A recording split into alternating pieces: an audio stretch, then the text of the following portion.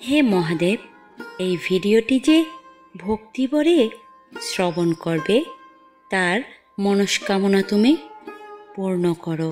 ঋষিগণ জিজ্ঞাসা করলেন, সর্বত্র মূর্তিতেই দেবতাদের পূজা করা হয়, কিন্তু ভগবান শিবের পূজা মূর্তিতে এবং লিঙ্গেও কেন করা হয়?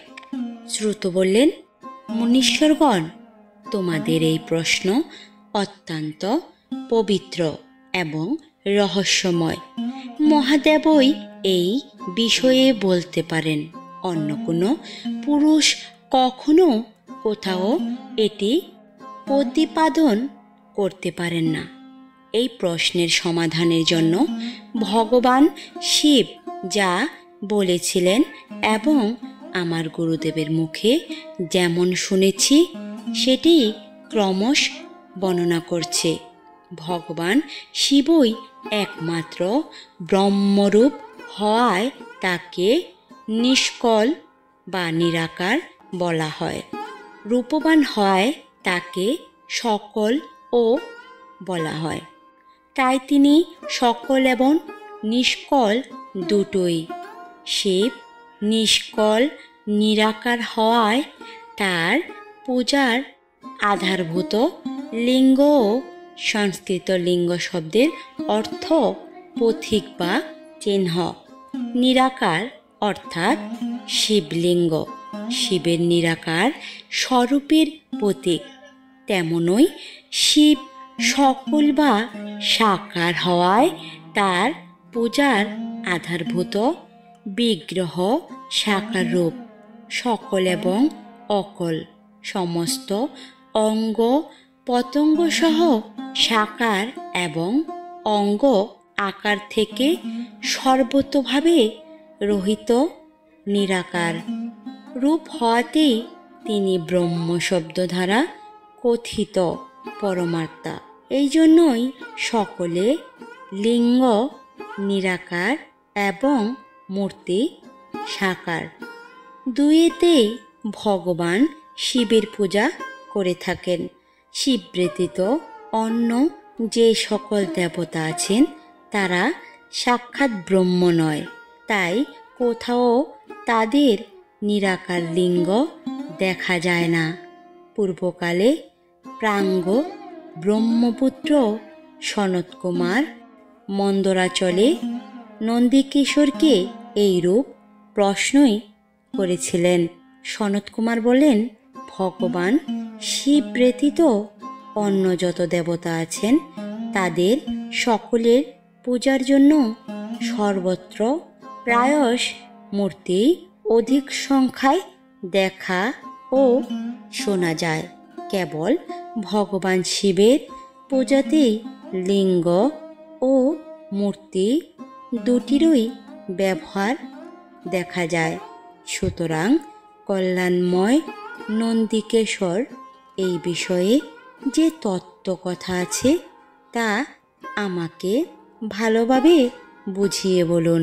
নন্দিকেশ্বর বললেন, নিষ্পাপ ব্রহ্মকুমার, আপনার এই প্রশ্নের উত্তর আমাদের মতো লোকের পক্ষে দেয়া সম্ভব নয়, কারণ এটি গোপনীয় বিষয় এবং লিঙ্গ সাক্ষাৎ ব্রহ্মের প্রতীক। তবুও আপনি শিবভক্ত হওয়ায় ভগবান শিব এই বিষয়ে যা বলেছেন তা আপনাকে বলছি। ভগবান শিব এই বিষয়ে যা বলেছেন, ভগবান শিব ব্রহ্মস্বরূপ এবং নিষ্কল বা নিরাকার।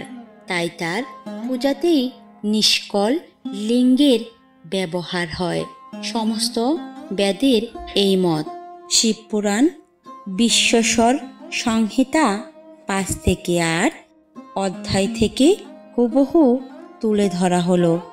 লিঙ্গ পূজার মূল কারণ ভগবান শিব নিজে বলেছেন, শিব পুরাণ অনুযায়ী যে আমার লিঙ্গ রূপে পূজা করে সে সমস্ত দেবতার পূজা করে, কারণ শিবলিঙ্গে সমস্ত দেবশক্তির সংহতি আছে।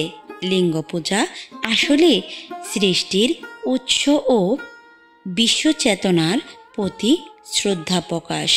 শিবলিঙ্গ পূজার মাহাত্ম্য। শিবলিঙ্গে দুধ, জল, মধু, ঘি, চন্দন ইত্যাদি নিবেদন করলে মন শান্ত হয় ও পাপ ক্ষয় হয়। লিঙ্গে গঙ্গা জল অর্পণ করলে মন, দেহ ও আত্মা পবিত্র হয়। ব্রহ্মাণ্ডের শক্তির সঙ্গে আত্মার মিলনের প্রতীক এই পূজা। সংসারের দুঃখ, রোগ, ঋণ, শত্রু দূর হয়। মোক্ষ লাভের পথ খুলে যায়, কারণ শিবলিঙ্গ ধ্যান মানেই নিজস্ব চেতনার সঙ্গে ঐশ্বরিক মিলন। পুরাণ অনুযায়ী একবার ব্রহ্মা ও বিষ্ণু তর্কে জড়ালেন, কার মহিমা বেশি। হঠাৎ তখন অসীম জ্যোতিরূপ স্তুত আকাশ ছুঁয়ে উঠল। সেই ছিল শিবলিঙ্গ রূপে শিবের প্রকাশ। ব্রহ্মা উপরে, বিষ্ণু নিচে খুঁজে গেলেন এর শেষ, কিন্তু পেলেন না। তখন তারা বুঝলেন শিবই সর্বোচ্চ পরম তত্ত্ব।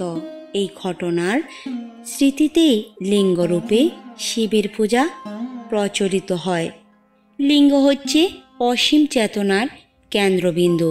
এটি মনে করিয়ে দেয় যে ঈশ্বর নিরাকার, কিন্তু সব কিছুতেই বিদ্যমান। তাই